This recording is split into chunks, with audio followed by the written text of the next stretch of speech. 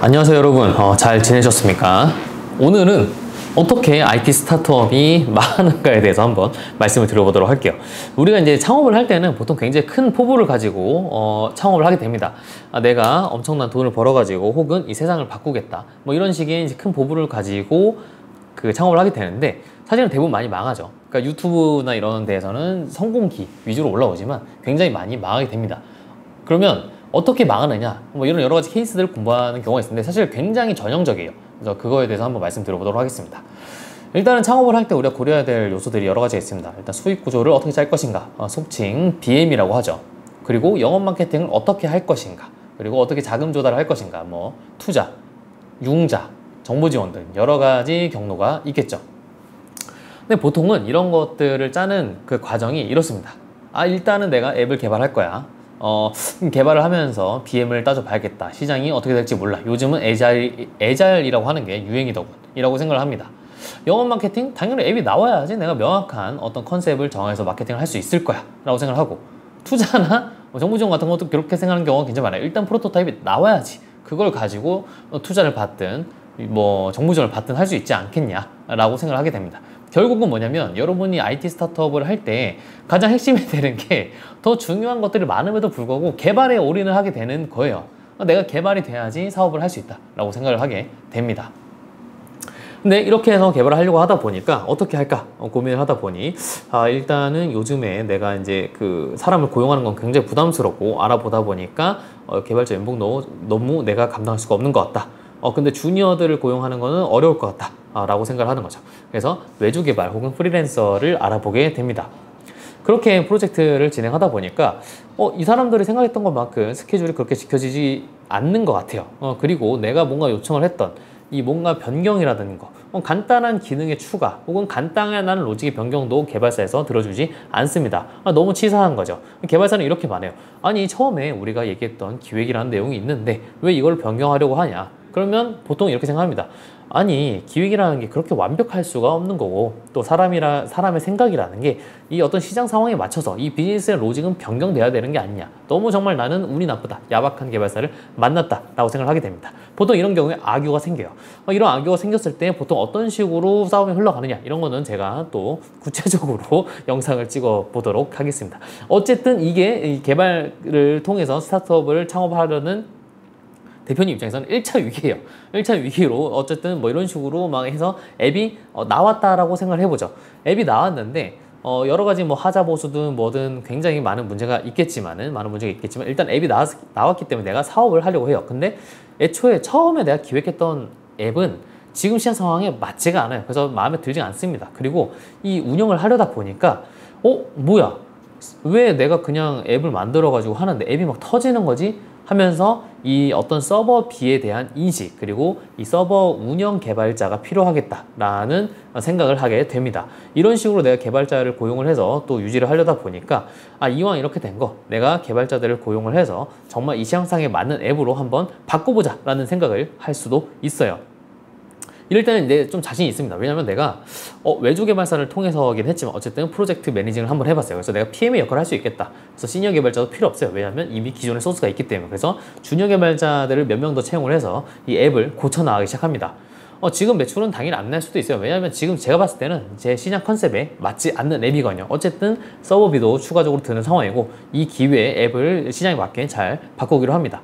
내 생각으로는 3개월만 있으면 새로운 앱을 만들 수 있을 것 같다는 생각을 해요. 근데 하다 보니까 거의 뜯어 고치는 수준이 돼버렸어요. 그래서 3개월이 6개월이 되고 결국은 10개월 후에 앱을 출시를 하게 됩니다. 근데 굉장히 많은 시간이 흘렀죠. 그 말은 뭐냐? 굉장히 많은 비용이 흘렀고, 사실은 외주 개발보다도 더 많은 비용을 투자를 하게 됐습니다. 그 과정에서 성장한 주니어 개발자 같은 경우는 경력이 쌓였기 때문에, 그리고 이 회사 내에 사수 개발자가 없다는 어떠한 명목상에서 퇴사를 결정하게 돼요. 엄청난 문제가 오죠. 개발자가 싫어서, 외주 개발이 싫어서 고용을 했더니 여기서 또 2차 위기가 왔습니다. 근데 사실은 이것까지 극복을 하는 경우는 많이 없는데, 이 정도까지 극복을 하면은 대표로서의 영향은 엄청나신 거예요, 사실. 왜냐면 IT 업계를 모르시는 거잖아요. 모르시는 건데 이거까지 극복을 했다면 정말 엄청난 거고, 보통 이런 경우 앱을 내가 그 피벗까지 해서 출시를 했음에도 불구하고 매출이 이 유지비를 따라가지 못하는 경우를 우리가 데스밸리라고 부르죠. 굉장히 어려운 말을 씁니다. 뭐 한국말로 그냥 얘기해도 될 것 같은데 뭐 이유는 잘 모르겠어요. 어쨌든 그렇게 되면 여기서 여러 가지 선택을 하게 됩니다. 내가 어쨌든 간에 투자를 받아가지고 이 앱을 키울 것이다. 사실 투자를 받으면 굉장히 능력이 있으신 대표님인데 그런 경우도 너무 좋지만 사실은 못 받는 경우도 많아요. 그러면 어떻게 하는 경우가 많냐? 내가 정말 극혐했던 외주 개발을 시작을 하게 됩니다. 왜냐면 개발자들 이미 있거든요.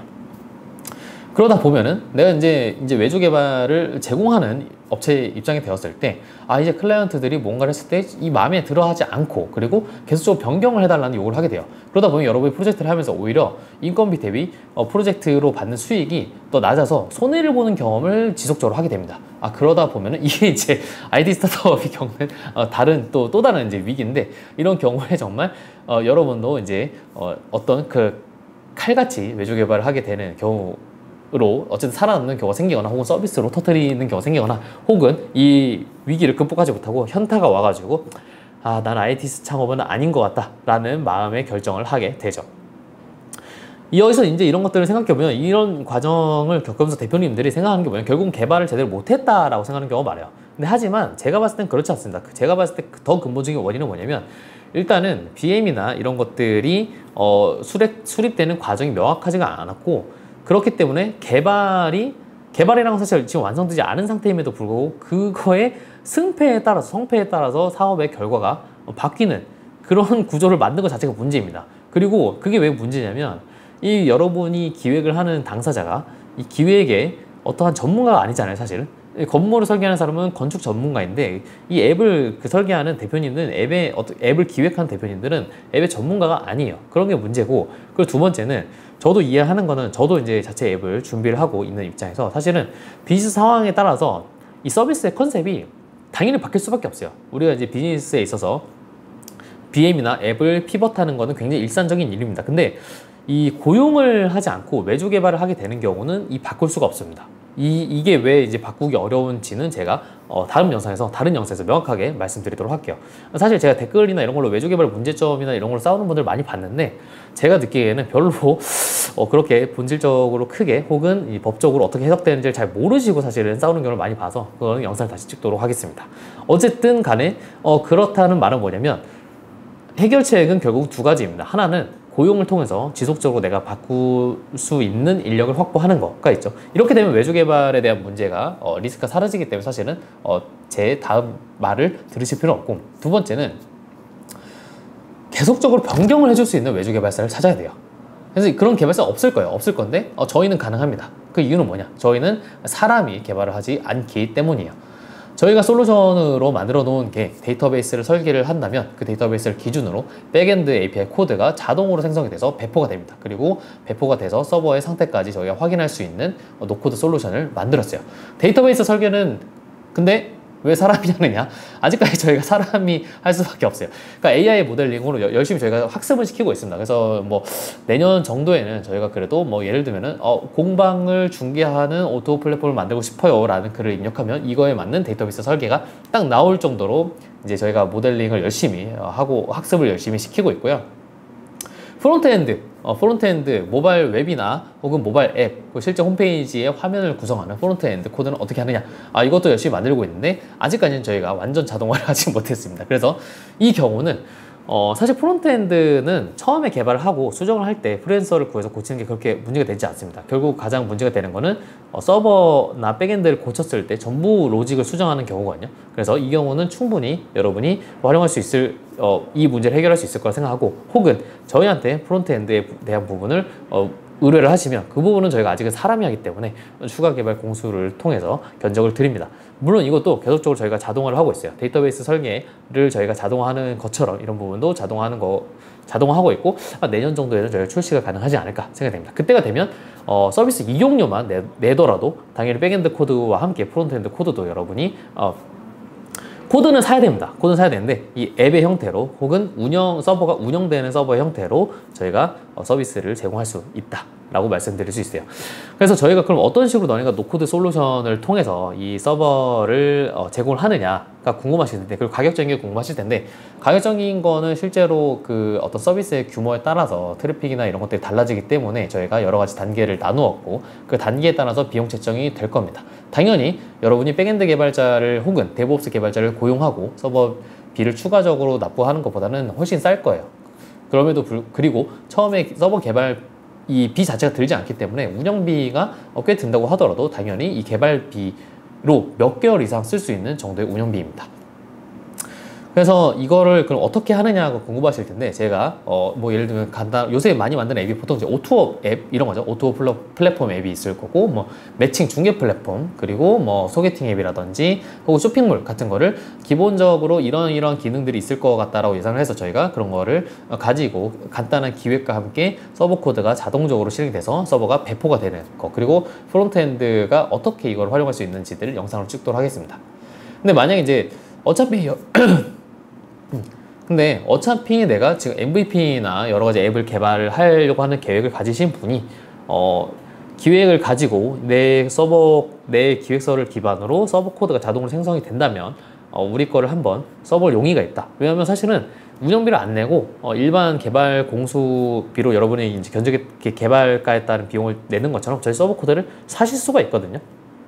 자동으로 생성된 서버 코드를 사실 수가 있기 때문에 그런 분들도 의뢰를 주시면 제가 데이터베이스를 구조를 드리는 거는 못합니다. 이거는 데이터베이스 설계비를 좀 주셔야 돼요. 하지만 어쨌든 서버가 나오는 거를 확인을 하고 싶다면은 이런 거는 저희가 무료로 제가 드리도록 할 테니까 지원이 있을지 모르겠네요. 아무튼 추가적으로 계속해서 해서 저희가 자동화 코드로 어디까지 할 수 있는지 한번 보여드리고 싶고, 그리고 저희가 이제 저희 교육을 듣는 수강생 뿐만 아니라 사실 여러 가지 코딩 교육을 듣는 비전공 개발자 분들에게 한번 드리고 싶은 말씀이 있어요. 저희가 자동화 코드로 내는 코드가 사실은 1년 정도 이상 한 신입 개발자가 한 달, 두 달 이상 한 코드보다 좋습니다. 그렇기 때문에 그냥 단순히 프레임워크를 가르치는 부트캠프를 가는 게 큰 의미가 있을까. 그리고 저희가 이 AI 모델을 통한 학습에 충분히 성공을 해서 데이터베이스 설계와 같은 부분도 어떻게든 이 개발자가 아닌 이런 솔루션으로 대체가 된다라는 걸 저희가 보여드린다면 사실은 여러분들이 그런 거를 배우는 게 의미가 있을까라는 좀 화두를 던지고 싶습니다. 그래서 제가 이런 것들은 지속적으로 찍어서 제 나름 의견을 드릴 테니까 한번 여러분도 생각을 해보시고 관련된 한번 고민을 해보시는 게 좋지 않을까 하네요. 네, 그래서 오늘 저희 이제 새로운 그 노코드 솔루션에 대해서 좀 소개를 드렸고, 제가 이제 이 노코드 솔루션을 이용해서 쉽게 서버 배포를 하고 프론트엔드 코드를 연결하는 거를 한번 찍어 보도록 하겠습니다. 재밌게 하려고 했는데 너무 재미가 없었네요. 여기까지입니다. 안녕.